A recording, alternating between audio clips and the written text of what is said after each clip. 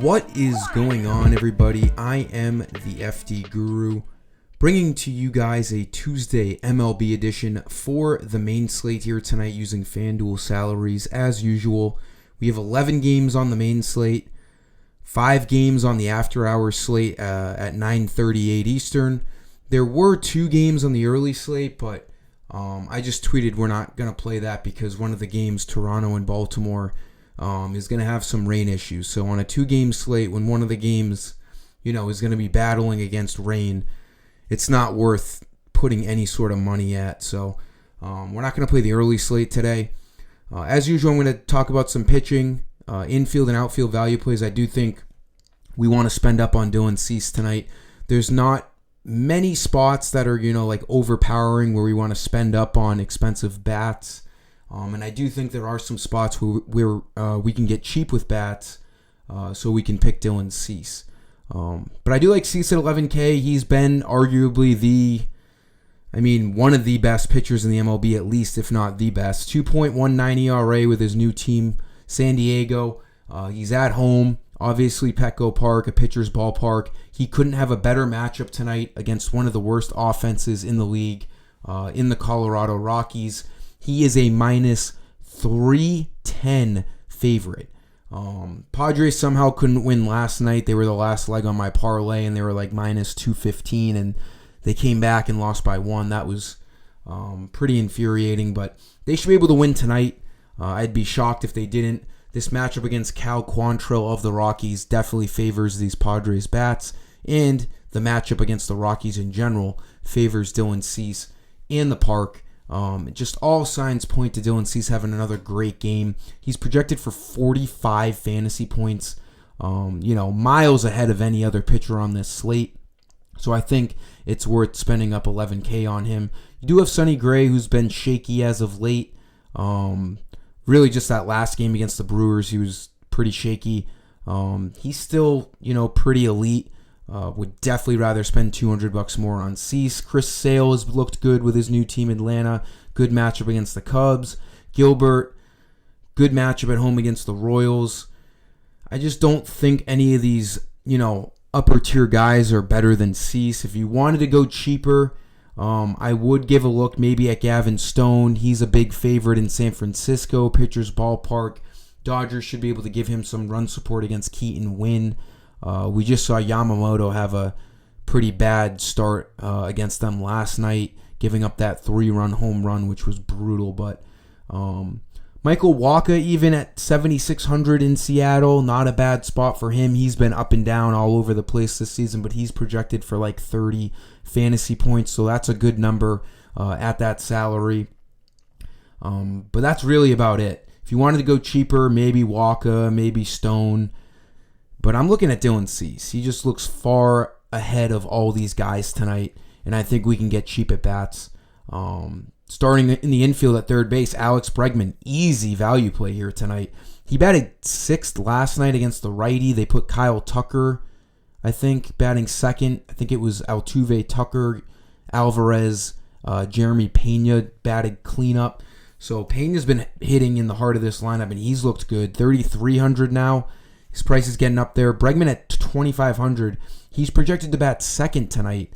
Not only has he been hitting the ball, really well as of late, but he's got that righty-lefty matchup now against J.P. Sears of the Athletics. Sears is the Athletics' best pitcher, but he's still average at best. A 4.2 ERA. It's a really tough environment for him tonight in Houston. More of a hitter's ballpark. 8.5 over/under. The Astros are minus 180 favorites. So, like last night, the Astros look like another great team to get to. Bregman, by far the cheapest bat in this lineup, coming off of a 2-home run game. He's on a 5-game hitting streak. He went 3 for 3 last game. It seems after a really slow start to the year, he's starting to see the ball a lot better. He also walked last game, so he got on base 4 times. Looks really good tonight at 2,500 with this matchup against Sears and in the midst of a bit of a hot streak. Shortstop, let's just keep going back to O'Neal Cruz. If he's going to keep getting disrespected on FanDuel with his salary, we'll just keep picking him. Should be batting 3rd tonight. Lefty-righty matchup against Joe Ross. The Pirates were a good, cheap team last night. They're another good, cheap team tonight. This game in general, both sides, Pirates and Brewers. This looks like a really good game environment for the bats to get some value because all these guys are fairly cheap. It's an 8.5 over/under. I think Joe Ross is a worse pitcher than Colin Ray, and the Pirates were able to hit around Colin Ray a little bit. Joe Ross has almost a 5 ERA coming into this game. Milwaukee, more of a hitter's ballpark. 3,100, again, just disrespectful. O'Neal Cruz is hot. We finally got that stolen base out of him last game. I was talking about it in yesterday's video on how he hasn't really been stealing bases yet, but he's obviously capable. He's hot. I mean, if you look at his game log, he's been hitting the shit out of the ball. A lot of doubles in there, a lot of home runs. 4 home runs over the past week. Tons of multi-hit games. 3,100, one of the best plays on this slate. I had him in all my lineups last night. He did not disappoint. It was the pitching that let us down last night. We had a lot of great bats in our lineups. Cruz looks like another fantastic play at shortstop at only 3,100. Then for outfield, we're going to stick with the Pirates. He was, very popular yesterday. He's going to be popular again today, and that's Jack Sawinski. Should be batting cleanup with the lefty-righty matchup against Joe Ross. Slow start to the year, but when there's a righty on the mound, he's going to be hitting anywhere from 4 to 6. And at 2,600, he looks really good. He hit a homer in the first inning last game. Hopefully, he can start to get his power back because we saw him last year. He hit a nice handful of home runs. Just a really good value play, especially if you're picking O'Neal Cruz. It's a nice little stack here. We also saw Brian Reynolds go deep for them yesterday, too. I think his price is getting up there now. $3K looks like a pretty good play for Reynolds, too. I didn't even realize he went 5 for 5 yesterday. Jesus. $3K, so Reynolds looks good, too. The Pirates in general, like I said, this Brewers and Pirates game just looks like a nice DFS value. Maybe one of the best, if not the best game for value on tonight's slate. Jack Sawinski will be catching my eye tonight with that lefty-righty matchup. And then my last outfield play, we got to just go back to another cheap Corbin Carroll. Should be leading off. This Diamondbacks and Reds game is another good DFS hitting environment. It's an 8.5 over/under, basically a pick'em. You have Slade Sassoni on the mound against Hunter Green. Hunter Green can get a lot of strikeouts, but he can also be very wild.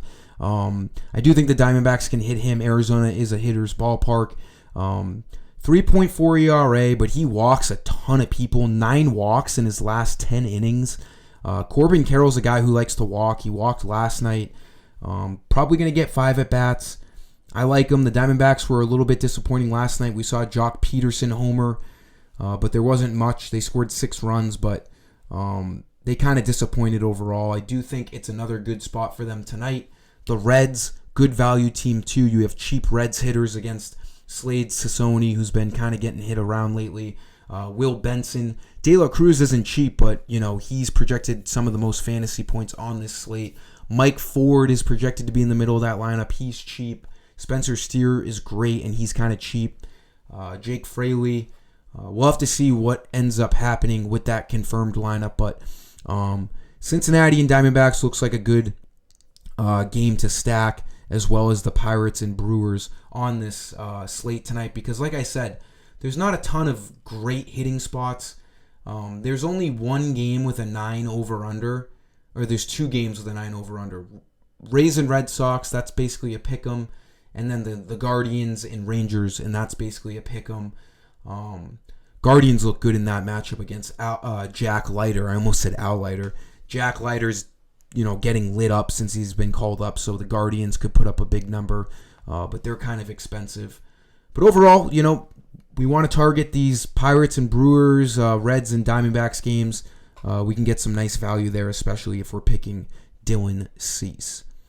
That'll do it for this video, guys. Let's have a great main slate. Been slumping in MLB, but we should be able to, find a hot streak sooner than later, and then we have another big after-hour slate too. So let's get after it on this Tuesday. Thanks for stopping by. Like this video, subscribe. Until next time, I am the FD Guru. Peace.